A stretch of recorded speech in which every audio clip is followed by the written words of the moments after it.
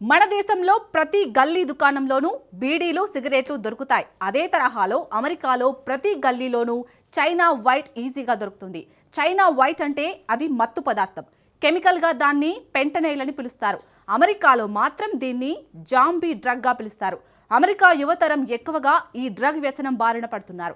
ఈ డ్రగ్స్ కారణంగా ఏటా అమెరికాలో 2 నుంచి 3 లక్షల మంది అమెరికన్లు మృత్యువాత పడుతున్నట్లు అధ్యక్షుడు డొనాల్డ్ ట్రంప్ చెబుతున్నాడు. తాజాగా ఈ ఫెంటనైల్ని WMDగా ప్రకటించాడు. ఒక రకంగా ఫెంటనైల్పై ట్రంప్ సమరశంకను పూరించాడు. ఫెంటనైల్తో జాతీయ భద్రతకు ముప్పు ఏర్పడుతుందని ట్రంప్ చెబుతున్నాడు. అసలు ఫెంటనైల్ అంటే ఏమిటి? సింథటిక్ డ్రగ్ని ఎందుకు WMDగా ట్రంప్ ప్రకటించాడు? ఫెంటనైల్ పై ట్రంప్ లాజిక్ ఏంటి? Let's watch. అగ్రదేశ అమెరికాను వణికిస్తున్న డ్రగ్ ఏది? ఫెంటనైల్ బాంబుల కంటే ప్రమాదకరమైనదా? WMDతో ట్రంప్ ఏ దేశాన్ని టార్గెట్ చేస్తున్నాడు? WMD అంటే ఏమిటో మీకు తెలుసా? WMD అంటే వెపన్ ఆఫ్ మాస్ డిస్ట్రక్షన్. తెలుగులో చెప్పాలంటే భారీ విధ్వంసం సృష్టించే ఆయుధం. ఇప్పుడు WMD అనేది అమెరికా రాజకీయాల్లో అణు ప్రకంపనలు సృష్టిస్తోంది. చాలా మందికి WMD అనగానే టక్కున ఇరాక్ యుద్ధం గుర్తుకొస్తోంది. 2003లో ఇరాక్పై అమెరికా యుద్ధానికి దిగింది. ఈ యుద్ధంలో వేలాది మందిని అమెరికా హతమార్చింది. ఇరాక్ వద్ద భారీ విధ్వంసం సృష్టించే ఆయుధాలు ఉన్నాయన్న నెపంతోనే అమెరికా యుద్ధానికి దిగింది. ఇరాక్ వద్ద IMDలు ఉన్నాయని అప్పటి అమెరికా అధ్యక్షుడు జార్జ్ W. బుష్ ఆరోపించారు. అందుకే అతడు యుద్ధాన్ని ప్రారంభించాడు. అమెరికా యుద్ధంతో ఇరాక్ పూర్తిగా ధ్వంసమైంది. ఆ దేశంలోని చమురును అమెరికా లూటీ చేసింది. ఆ దేశ నియంత సద్దాం హుస్సేన్ను అమెరికా దించేసింది. కానీ ఈ WMDలు మాత్రం అమెరికా గుర్తించలేకపోయింది. 22 ఏళ్ల తర్వాత ప్రస్తుత అమెరికా అధ్యక్షుడు డొనాల్డ్ ట్రంప్ మళ్లీ WMDల గురించి మాట్లాడుతున్నాడు. అయితే ట్రంప్ WMDల గురించి ప్రస్తావించేది బాంబులు, మిస్సైళ్ల గురించి ఏమాత్రం కాదు. ట్రంప్ కేవలం డ్రగ్స్ గురించి మాట్లాడతాడు. వాటిని WMDలుగా ట్రంప్ అభివర్ణిస్తున్నాడు. ప్రత్యేకించి ఫెంటనైల్ను వెపన్ ఆఫ్ మాస్ డిస్ట్రక్షన్ గా పిలుస్తున్నారు. Deadly fentanyl flooding into our country. With this historic executive order I will sign today, we're formally classifying fentanyl as a weapon of mass destruction, which is what it is. No bomb does what this is doing. 200 to 300,000 people die every year that we know of. So we're formally classifying fentanyl as a weapon of mass destruction. So ఫెంటనైల్ను weapon of mass destruction గా పేర్కొంటూ Trump ఓ executive ఆర్డర్ను తీసుకొచ్చారు. ఈ drug బారిన పడిన ఏటా వేలాది మంది అమెరికన్లు ప్రాణాలు కోల్పోతున్నారు. అసలు ఫెంటనైల్ అంటే ఏమిటి? ప్రయోగశాలలో తయారు చేసిన ఓ మత్తు మందు. దీన్ని అమెరికాలో జాంబీ డ్రగ్ గా కూడా పిలుస్తారు. శస్త్రచికిత్సల సమయంలో నొప్పి తెలియకుండా ఉండేందుకు ఫెంటనైల్ను తయారు చేశారు. కానీ దీన్ని ప్రజలు మాత్రం మత్తు మందుగా వాడడం మొదలుపెట్టారు. మత్తు మందుగా ఉపయోగించడమే అనేక సమస్యలకు కారణమవుతుంది. ఇది మెర్ఫిన్ కంటే 50 నుంచి 100 రెట్లు శక్తివంతమైనది. హెరాయిన్ కంటే 50 రెట్లు అత్యంత శక్తివంతమైన డ్రగ్ ఫెంటనైల్. దీన్ని అతిగా ఉపయోగిస్తే అత్యంత ప్రమాదకరం. మిల్లీగ్రాముల ఫెంటనైల్ సైతం కొన్నిసార్లు ప్రాణాలను తీసే ప్రమాదం ఉంది. అధికారికంగా చూస్తే ఈ ఫెంటనైల్ దొరకడం చాలా అరుదు. కానీ అమెరికాలో మాత్రం విచ్చలవిడిగా లభిస్తోంది. అత్యంత దారుణమైన విషయం ఏమిటంటే దీన్ని ఇతర డ్రగ్స్తో కలిపి అమ్ముతున్నారు. దీంతో చాలా మంది తమకు తెలియకుండానే ఓవర్ డోసు తీసుకుంటున్నారు. దీంతో ప్రాణాల మీదకు తెచ్చుకుంటున్నారు. ఫెంటనైల్ బారిన పడి చనిపోయే సంఖ్య విస్తుగొల్పుతోంది. కేవలం గతేడాది మాత్రమే అమెరికాలో ఫెంటనైల్తో ఏకంగా 48,000 మంది ప్రాణాలు కోల్పోయారు. ఎప్పటిలాగే ట్రంప్ తన స్టైల్లో ఫెంటనైల్ సంక్షోభాన్ని భూతద్దంలో పెట్టి చూపుతున్నారు.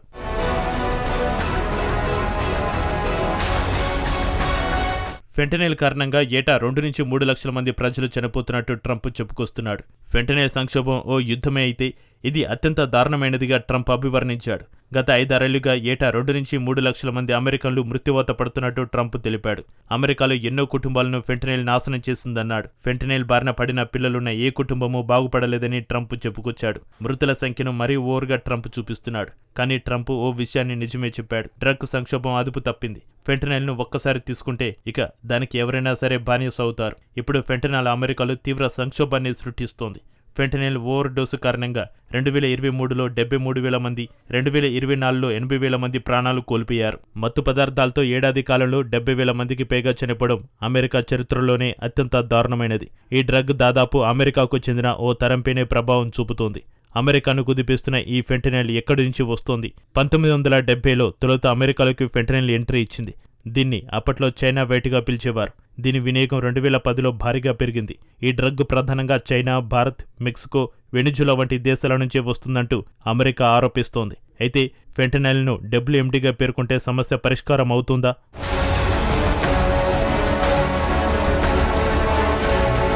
ఫెంటనైల్ను WMDగా పేర్కొనడంతో దాన్ని అడ్డుకోవడానికి సహకరించేందుకు అవకాశం ఉంది. ఎందుకంటే WMDని అమెరికాలో ప్రత్యేక కేటగిరీ కింద చూపిస్తారు. ఇందులో బయోలాజికల్ ఏజెంట్స్, రసాయన వెపన్స్, రేడియేషన్ డివైజులు, భారీ పెరుడు పదార్థాలు వంటివి ఉన్నాయి. ఒక రకంగా చెప్పాలంటే ఇవి భారీ స్థాయిలో ప్రాణనష్టం కలిగించడానికి రూపొందించినవి, యుద్ధం చేయడానికి ఉపయోగించే వెపన్స్ అన్నమాట. బాంబుల కంటే ఫెంటనైల్ ప్రమాదకరమైనదిగా ట్రంప్ పేర్కొంటున్నాడు.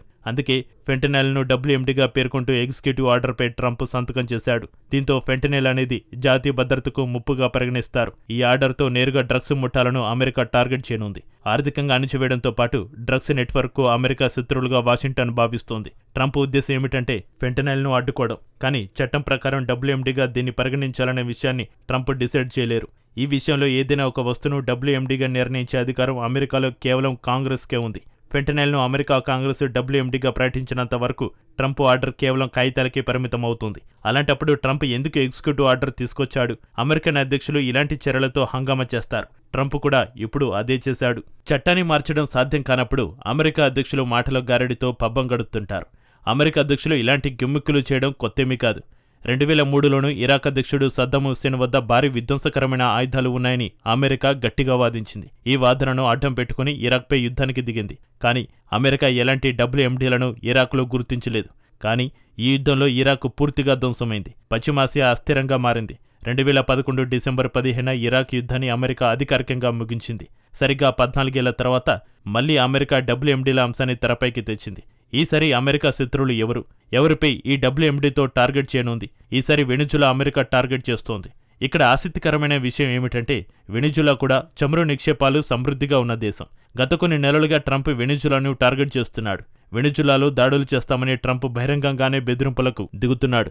వెనిజులా తీరానికి సమీపంలో భారీగా ట్రంప్ ఆయుధాలను మోహరించాడు. ఎందుకు వెనిజులా తీరంలో ఆయుధాలను మోహరిస్తున్నారన్న దానికి ట్రంప్ ఒక వాదన చేస్తున్నాడు. తాము కేవలం డ్రగ్స్ ముఠాలను టార్గెట్ చేస్తున్నట్టు అమెరికా అధ్యక్షుడు చెబుతున్నాడు. అయితే ఈ స్టోరీలో ఒక ప్రాబ్లం ఉంది. నిజానికి ఫెంటనైల్ హబ్గా వెనిజులా మారలేదు. And if we have to, we'll attack on land also, just like we attack on sea. And there's very little coming in by sea. I think we've knocked out over 90% of it. There's very little, and I understand that.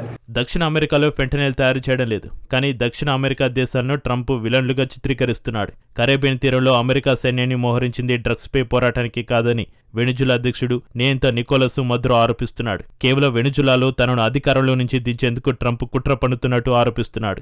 నిజంగానే ఎన్నికల్లో అక్రమాలతో Maduro గెలిచాడే అనుకోండి. కానీ అతడిని దించేయాల్సింది America కాదు, Venezuela దేశంలోని ఏ నియంత అధికారంలో ఉండాలో, ఎవరు దిగుపోవాలో అమెరికా నిర్ణయించలేదు. ఆ దేశ ప్రజలు నిర్ణయించాల్సి ఉంటుంది. కానీ అమెరికా మాత్రం తన గలీజు రాజకీయాలను మారడం లేదు. ఇరాకులో చేసినట్టుగానే ఇప్పుడు వెనిజులాలో చేసేందుకు అమెరికా యత్నిస్తోంది. ఇరాకులో మాదిరిగానే వెనిజులాలో చమురును కొల్లగొట్టేందుకు కొత్త ప్లాన్ వేసింది. అయితే ఫెంటనైల్ను WMDగా ప్రకటించడంతో అమెరికాకు 3 ప్రయోజనాలు ఉన్నాయి. మొదటిది, ఫెంటనైల్ సమస్యను ప్రజారోగ్యం ముప్పుగా కాకుండా జాతీయ భద్రతకు ప్రమాదకరంగా మారుస్తోంది. రెండోది, ఇప్పటివరకు మత్తుమందుపై నెలకొన్న అనిశ్చితిని, అత్యవసరాన్ని కల్పిస్తోంది. మూడోది, కఠినమైన చర్యలు తీసుకోవడానికి రాజకీయంగా ఉండే అడ్డంకులను తొలగిస్తోంది. నిజానికి ఫెంటనైల్ సంక్షోభం అమెరికాను పట్టిపీడుస్తున్న మాట వాస్తవమే.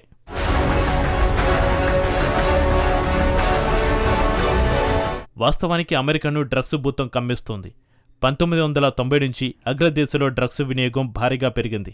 చైనా, పాకిస్తాన్, మెక్సికో దేశాల నుంచి భారీగా డ్రగ్స్ అమెరికాకు అక్రమ మార్గాల్లో ఎగుమతి అవుతున్నాయి. నొప్పి నివారణకు వాడే ఔషధాలను ఎక్కువగా తీసుకుని అమెరికన్లు మత్తులో కూరుకుపోతున్నారు. ప్రత్యేకంగా పెన్సిల్వేనియా రాష్ట్రంలో 3 లక్షలకు పైగా ప్రజలు మాదక ద్రవ్యాలకు బానిసైనట్టు నివేదికలు చెబుతున్నాయి. ఒక పెన్సిల్వేనియాలోనే డ్రగ్స్కు అడ్డుకట్ట వేయడం డ్రగ్స్ బాధితులకు చికిత్సకు ఏటా $2,500 కోట్ల వెచ్చిస్తోంది. అయినప్పటికీ డ్రగ్స్ను అరికట్టడంలో మాత్రం విఫలమైంది. అమెరికా ప్రభుత్వం ఎక్కడికక్కడ డ్రగ్స్పై ఉక్కుపాదం మోపుతోంది. అయినా అక్రమ మార్గాల్లో డ్రగ్స్ భారీగా అమెరికాను చేరుతున్నాయి. అమెరికాలోని క్లబ్బులన్నీ డ్రగ్స్తో నిండిపోతున్నాయి. యువత అత్యధికంగా డ్రగ్స్కు బానిస అవుతున్నారు. దీంతో నేరాలు కూడా భారీగా పెరిగిపోతున్నాయి. పలువురు డ్రగ్స్ మత్తులోనే విచక్షణ రహితంగా కాల్పులకు తెగబడుతున్నారు. ఓవరాల్గా చూస్తే మత్తు పదార్థాలకు, మత్తులో జోగుతూ జరిపే కాల్పుల కారణంగా ఏటా వేలాది మంది ప్రాణాలు కోల్పోతున్నారు. ఇలాంటి తరుణంలో ఫెంటనైల్ను వెపన్ ఆఫ్ మాస్ డిస్ట్రక్షన్గా పేర్కొనడం కేవలం రాజకీయ నిర్ణయం మాత్రమే. ఫెంటనాల్ను WMDగా ప్రకటించి బాధితులకు చికిత్స చేయకుండా యుద్ధం చేయడానికి అమెరికా సిద్ధమవుతోంది. జాంబీ డ్రగ్ను అడ్డుకోవడానికి అమెరికా చర్యలను తీసుకోవడం లేదు, అందుకు బదులుగా యుద్ధాలకు సిద్ధమవుతోంది. దీంతో సమస్య మాత్రం ఎక్కడ వేసిన గొంగలి అక్కడే అన్న చందంగా మారనుంది. ఇది అమెరికా భవిష్యత్తుకు అన్ని రకాలుగా ప్రమాదకరమని మాత్రం చెప్పవచ్చు.